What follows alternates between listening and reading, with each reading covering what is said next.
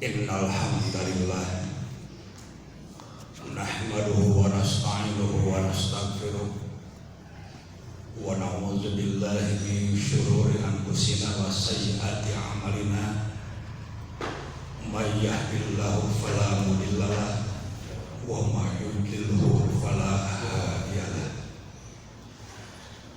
Asyhadu an la ilaha illallah wahdahu la syarikalah wa asyhadu anna Muhammadan abduhu wa rasuluhu amma ba'd. Faqala Allah ta'ala fil Qur'anil Karim, a'udzu billahi minasy syaithanir rajim. Ya ayyuhallazina amanu taqullaha haqqa tuqatih wa la tamutunna illa wa antum muslimun. Wa qala aidan fil ayatil ukhra fattaqullaha mastata'tum. Hadirin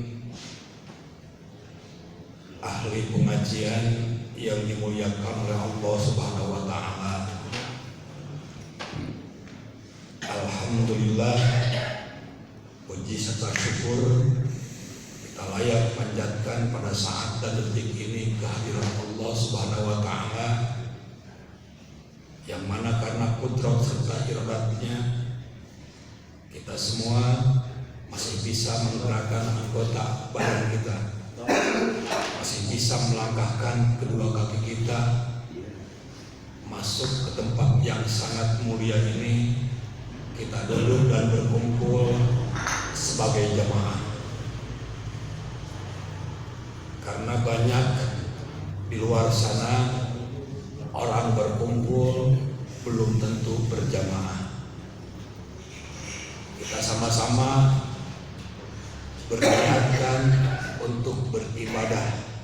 Berkumpulnya kita adalah ibadah, insya Allah. Mudah-mudahan hidayah, taufik yang sudah tertancap kuat di dalam jiwa kita oleh Allah Subhanahu wa taala tidak dicabut kembali. Yang diharap senantiasa setiap saat oleh kita, hidayah dan taufik senantiasa mengiringi langkah kita setiap harinya, setiap saatnya, supaya kita hidup ada dalam ridho dan maghfirah Allah Subhanahu wa taala.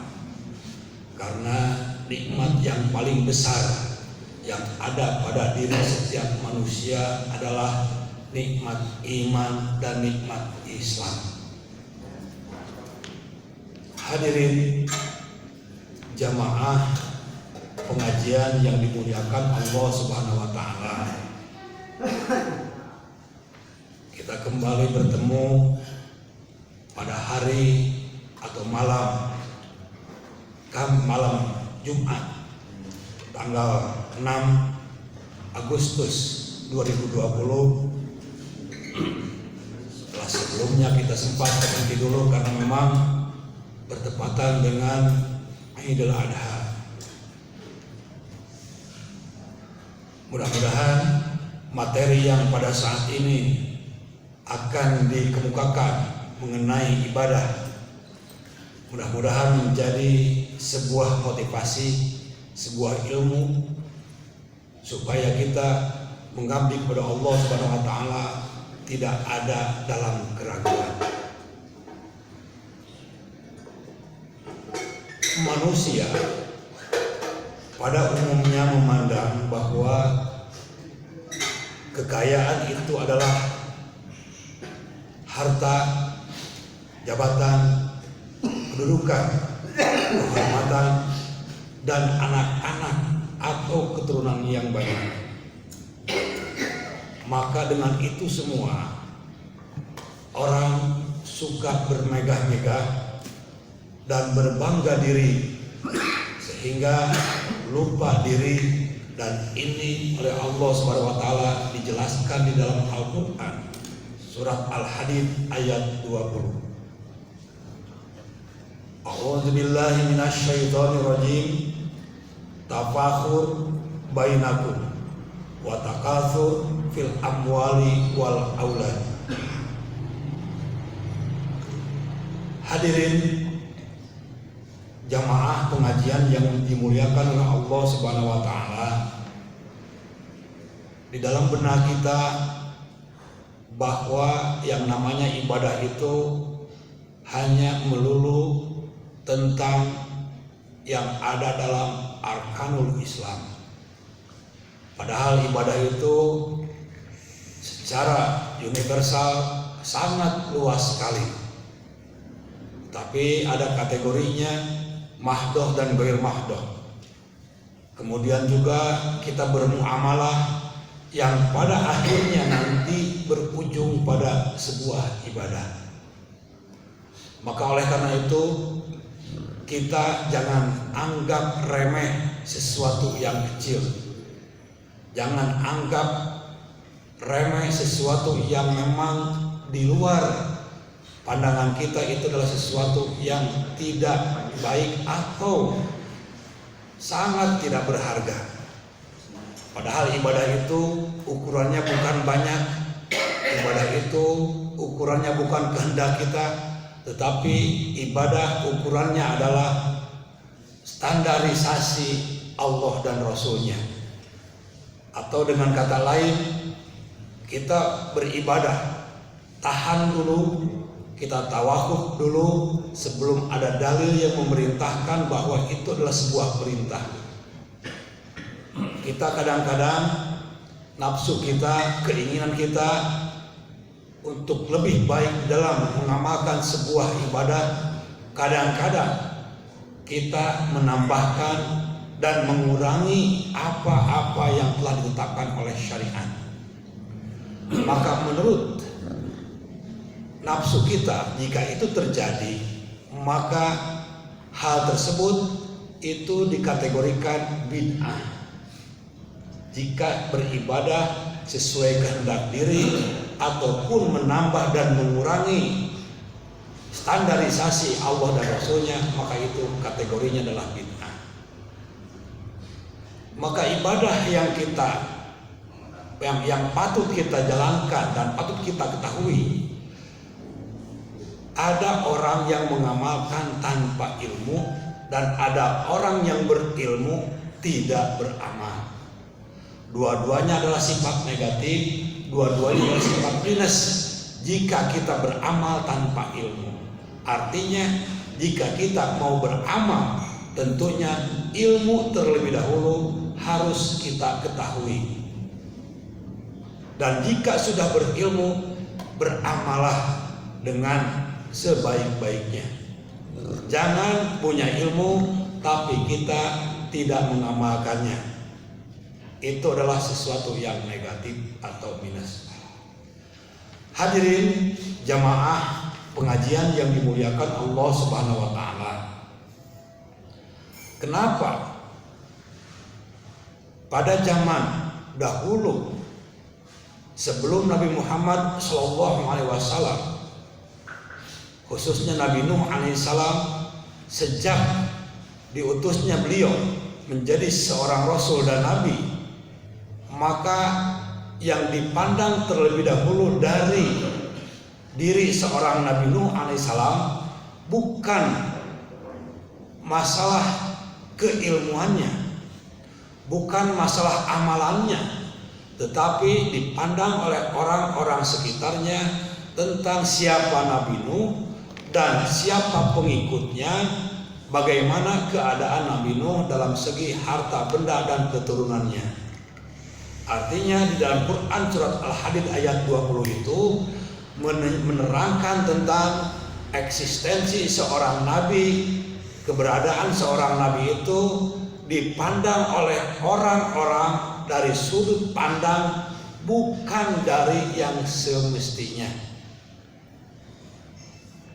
Sudah sunatullah barangkali bahwa nabi-nabi yang diutus oleh Allah Subhanahu wa taala diikuti oleh orang-orang yang miskin dan diikuti oleh orang-orang yang bodoh. Kenapa diikuti oleh orang bodoh, diikuti oleh orang miskin? tidak oleh orang kaya, tidak oleh orang pintar. Sebab Nabi jika diikuti oleh orang yang pintar di dalam menyampaikan sebuah risalah dari Allah Subhanahu wa taala, menyampaikan syariat dari Allah Subhanahu wa taala, terlebih dahulu jika itu kenanya kepada orang yang pintar, akan banyak pertanyaan-pertanyaan yang muncul dan akan diolah oleh pikirannya.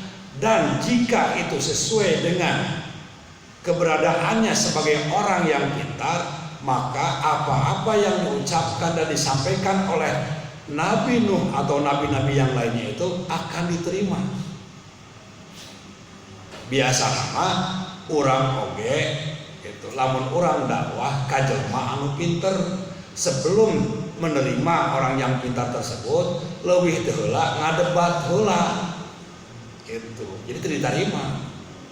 Lamun teu sesuai jeung selerana, teu sesuai jeung kahayangna, maka naon-naon anu disampaikan ku para ustad, ku para kiai, ku para nabi moal diterima.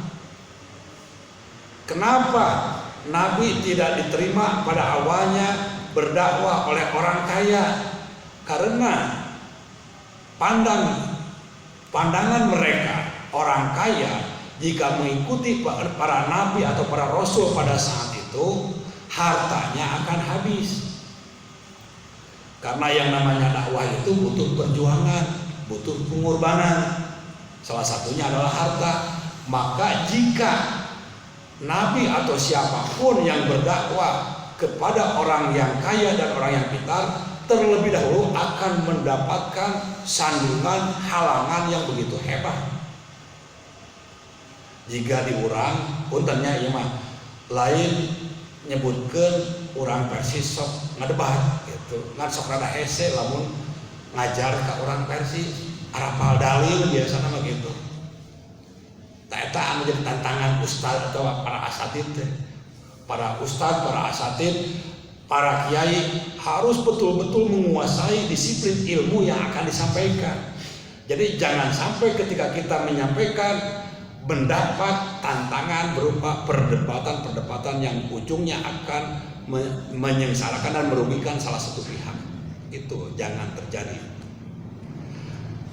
Dulu zaman nabi-nabi sebelum Nabi Muhammad SAW, sudut pandang orang di dalam menerima syariat, di dalam menerima sebuah perintah dari Allah Subhanahu wa taala, jika tidak sesuai dengan keinginan dan hasratnya, maka akan ditolak, khususnya oleh orang kaya dan orang pintar. Kenapa diikutinya banyak sekali oleh orang-orang miskin? Ada salah satu keterangan bahwa mereka Nabi Muhammad, khususnya Nabi Muhammad, adalah bukan orang kaya.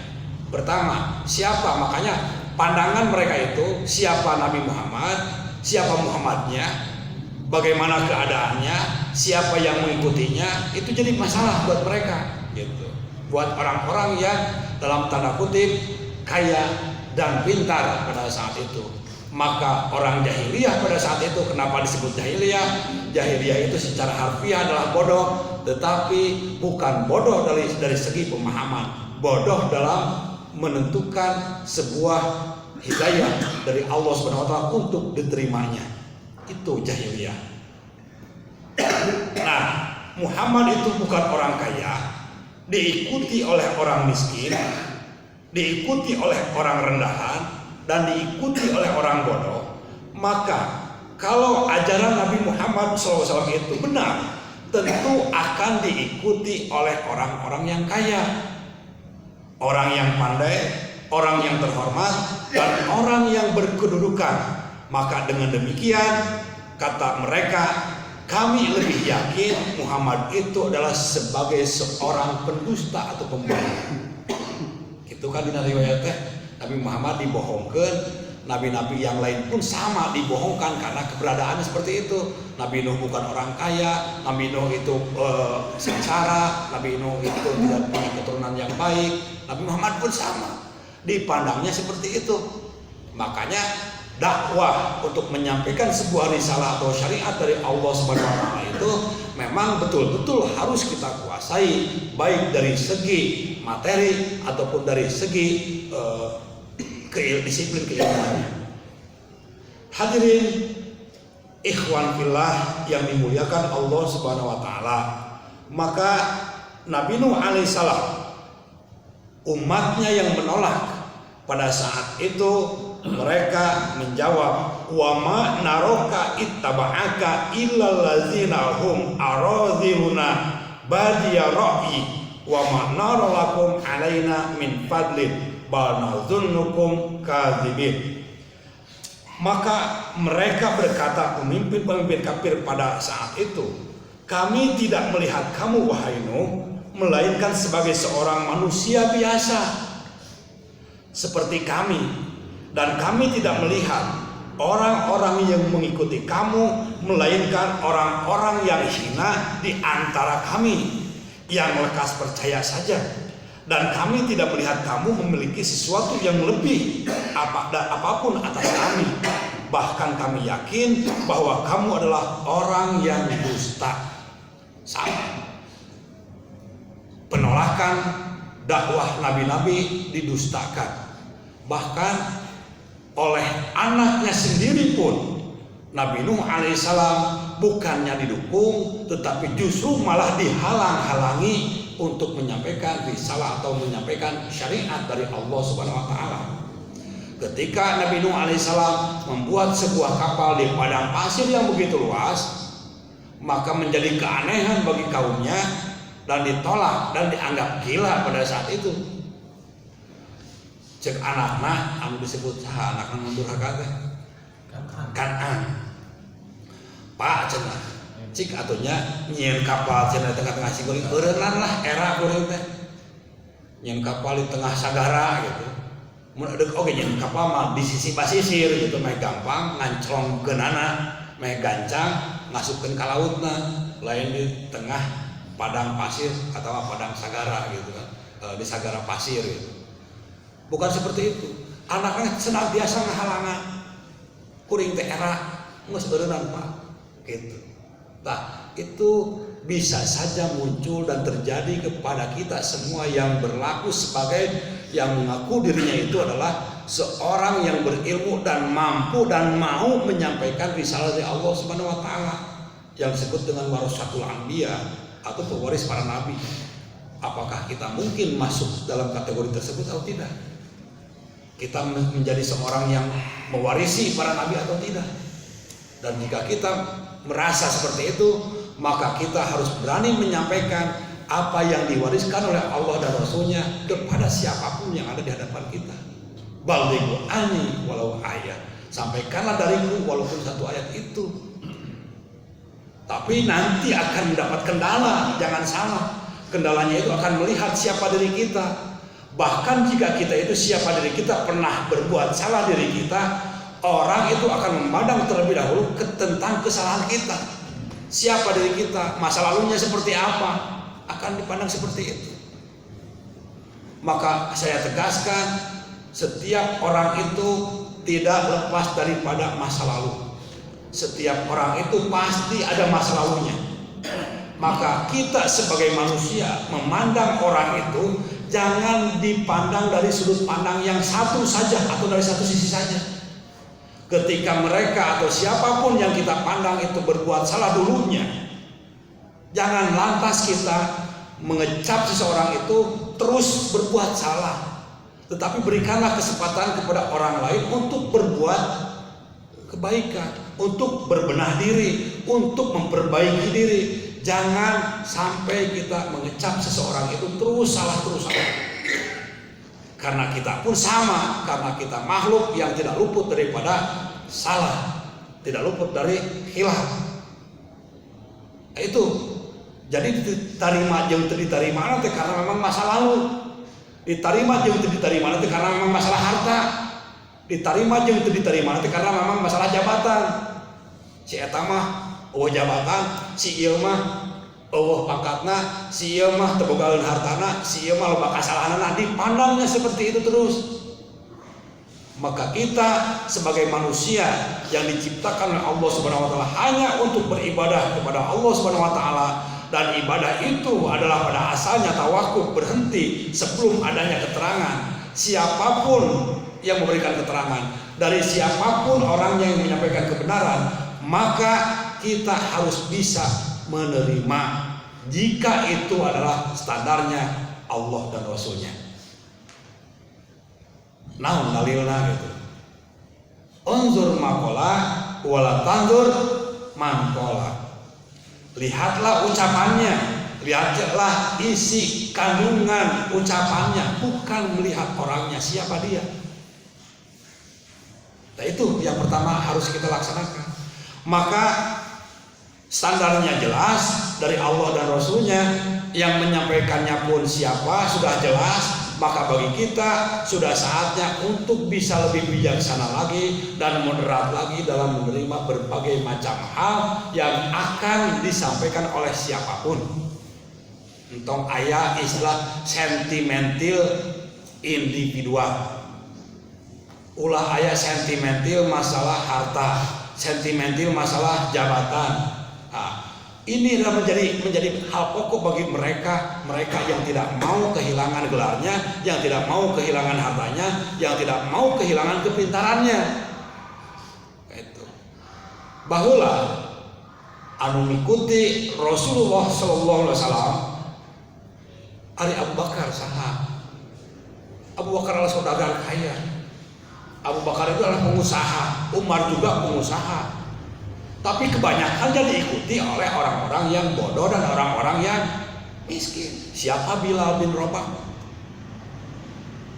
Banyak sekali orang-orang yang hilang.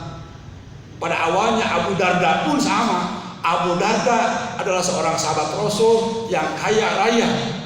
Kemudian setelah mengikuti Rasulullah SAW, dia itu menanggalkan dan meninggalkan kekayaannya. Dan pada saat itu istrinya ketika ditemui oleh sahabat Salman Al-Farisi ditanya, lamun cek bahasa orang mah kieu meureunnya, "Cek, kunaon cenah cek teh dangdanan mun dikenal Rudin ieu?" Biasana mah sok katinggalna teh menor, biasana katinggalna dangdan, tapi ayeuna mah cul naon. Pemajikan Abu Darda ngawaler, da eta cenah saudara kamu itu Abu Darda. Geus teu paduli ka kuring, lamun beurang saum penting salat tahajud waktu keur ka pamajikan keur ka kuring. Tah dibejaan kitu teh Salman Al-Farisi kemudian menemui Abu Darda. Pada saat itu Abu Darda menemui atau Salman Al-Farisi menemui Abu Darda ke rumahnya, dan pada saat itu Abu Darda sebagaimana ungkapan Rasulullah SAW, akrim doifaka, menghormat tamu itu harus. Kemudian Abu Darda menyuguhkan hidangan. Kemudian Salman Al-Farisi tidak mau memakan hidangan tersebut kecuali makan bareng dengan Abu Darda. Abu Darda itu mengungkapkan bahwa beliau sedang saum pada saat itu. Maka kata Salman Al-Farisi, saya tidak akan makan ini hidangan kecuali dengan kamu makan ini. Maka Abu Darda berbuka demi menghormati tamu. Itu dalil ketika kita sedang berpuasa, sunnah hukumnya bisa berbuka ketika harus menghormati tamu. Nah, kemudian apa yang terjadi? Pada saat itu Abu Darda seorang yang kaya asalnya dan meninggalkan kekayaannya, menanggalkan kekayaannya semata-mata ingin menebus kesalahannya pada masa lalu karena menolak kebenaran Islam saat dia kaya. Kemudian kekayaannya dia infakkan, dia sedekahkan, istrinya tidak diperhatikan, bahkan dirinya pun tidak diperhatikan. Maka ungkapan ini oleh Rasulullah SAW terdengar. Kemudian kata Salman Al-Farisi disebutkan bahwa sesungguhnya mata kamu saja itu punya hak kepada Abu Darda. Kata Salman Al-Farisi, Jasad kamu itu punya hak. Istri kamu pun punya hak. Maka ini mengajarkan keseimbangan beribadah.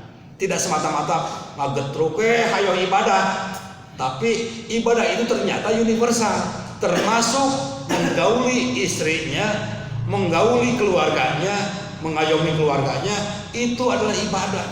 Jangan sampai karena kita berpatokan ingin lebih dan menebus kesalahan kita mengorbankan yang lainnya. Artinya harus ada keseimbangan. Kemudian Salman Al-Farisi mengadukan kejadian seperti ini kepada Rasulullah SAW dengan Abu Darda. Dan Rasulullah SAW menjawab setelah mendengar kenyataan seperti itu, bahwa apa yang diucapkan oleh Salman Al-Farisi itu adalah benar. Di dalam mengarungi kehidupan ini harus seimbang. Artinya tong terus tekun karena ibadah, tong tekun terus karena saum, tong tekun terus karena sholat. Tetapi mata kamu saja punya hak. Kata Rasul, aku saja tidur, kamu pun harus tidur. Aku saum, aku pun berbuka, maka berbukalah. Karena pada saat itu Abu Darda, menurut Asbabul Wurud ini hadis, bahwa Abu Darda menjalankan syariat Nabi Daud alaihissalam. Apa itu? Syariat Nabi Daud alaihissalam adalah sholat Daud dan saum Daud. Cik ari saum Daud kumaha? Kumaha? Selang sehari. Selang sehari, puasa 1 hari, buka 1 hari, gitu. Terusnya. Nah, itu Abu Darda menjalankan syariat Nabi sebelumnya. Nabi Daud alaihissalam mempunyai syariat atau pernah diberikan syariat oleh Allah Subhanahu wa taala berupa salat malam dan saum Daud, yang menurut hadis ini adalah berbuka sehari dan dan saum 1 hari. Kemudian terus seperti itu, saum 1 hari, berbuka 1 hari, tidak puasa lagi, tidak saum lagi. Kemudian besoknya saum lagi, terus sampai seperti itu. Abu Darda melakukan hal seperti itu. Maka ini adalah syariat yang dibawa oleh Nabi Daud alaihissalam. Dan ini syariat tidak dimansuh, tidak dihapus sampai umat Nabi Muhammad SAW. Apa? Ada yang melakukan ibadah saum sunat Daud atau salat sunat Daud? Ada tidak? Salat sunat Daud seperti apa? Salat sunat Daudnya begini. An Abdullah bin Amr bin al-As radhiyallahu anhuma anna Rasulullah sallallahu alaihi wasallam qala ahabba salatu ila Allah salatu Daud wa ahabus siyam ila Allah siyamu Dauda kana yanamu nisbal lail wa yaqumu sulusahu wa yanamu sulusahu wa yasumu yauman wa yuftiru yauman. Hadis muttafaqun alaihi. Dari Abdullah bin Amr bin As radhiyallahu anhuma, Rasulullah sallallahu alaihi wasallam bersabda, salat yang paling dicintai Allah adalah salat Daud. Hadirin jamaah pengajian yang dimuliakan Allah Subhanahu wa taala. Jika ada hadis yang diawali dengan kalimat ahabba, itu ada kalimat alif menunjukkan sulasil majid. Jadi artinya ada penambahan alif. Asalnya habba jadi ahabba. Asalnya cinta jadi lebih cinta. Asalnya fadola ditambahan alif abdola jadi abdol, lebih utama. Fadola utama, kalau abdol lebih utama. Ahaba lebih dicintai. Jika ada kalimat seperti itu menunjukkan keutamaan sebuah pekerjaan atau sebuah amalan. Itu perlu kita pahamkan bahwa biasanya kita mengucapkan kata-kata sok salah kaprah deui wae, lamun salah ngucapkeun bakal nimbulkeun sebab jeung akibat, bakal nimbulkeun konsekuensi logis. Leuwih afdol, lamun sebutkeun leuwih afdol berarti teu afdol. Karena afdol teh lebih utama. Ayeuna dimake leuwih deui, leuwih utama gitu kan. Jadi itu kalimat yang biasa kita salah. Seperti biasa kita mengucapkan selamat hari raya Idul Adha misalkan. Idul Adha itu adalah hari raya. Tapi biasa orang salah jadi betul. Jangan sampai kita memahami sebuah kata menimbulkan konsekuensi logis atau menimbulkan akibat-akibat yang akan datang kepada kita nantinya. Kemudian ahaba ilallah, ahabus sholatu ilallah, sholatu Dauda. Sholat yang paling dicintai oleh Allah Subhanahu wa taala adalah sholat Daud. Ada sholat wajib kumaha? Wajib, ya paling dicintai, seolah-olah paling dicintai, jeung wajib kumaha hukumna. Bedana naon? Salat nu 5 waktu mah wajib, ari salat Daud paling dicintai. Kumaha tah? Oke, aya hadis deui anu nerangkeun kitu nya ieu mah. Ini sebagai perbandingan bahwa sebelum kewajiban salat kepada Nabi Muhammad SAW, aya nu apal teu? Kewajiban sholat Nabi Muhammad SAW itu kapan diturunkan kewajiban itu? Diangkatnya Nabi Muhammad SAW sebagai Rasul pada usia 40 tahun, sedang berada di mana? Di Gua Hiro. Artinya tepatnya di mana? Di Mekah. Nah, berarti sebelum hijrah. Apakah yang beliau lakukan? Apa yang dilakukan sholat Rasulullah SAW sebelum menerima kewajiban sholat yang 5 waktu? Seperti apa? Coba. Sholat Nabi Muhammad SAW sebelum menerima kewajiban sholat dari Allah Subhanahu wa taala itu seperti apa? Bagaimana kaifiat sholatnya? Syariat Nabi siapa yang dijalankannya? Karena nabi-nabi sebelum Nabi Muhammad SAW itu adalah ada syariat-syariat sholat, semua juga ada. Termasuk Nabi Adam alaihissalam, Nabi Nuh alaihissalam, Nabi Ibrahim alaihissalam, hingga Nabi Isa alaihissalam, semua mendapatkan syariat sholat. Cuman sholatnya seperti apa? Bagaimana kaifiatnya? Apakah sama dengan sholat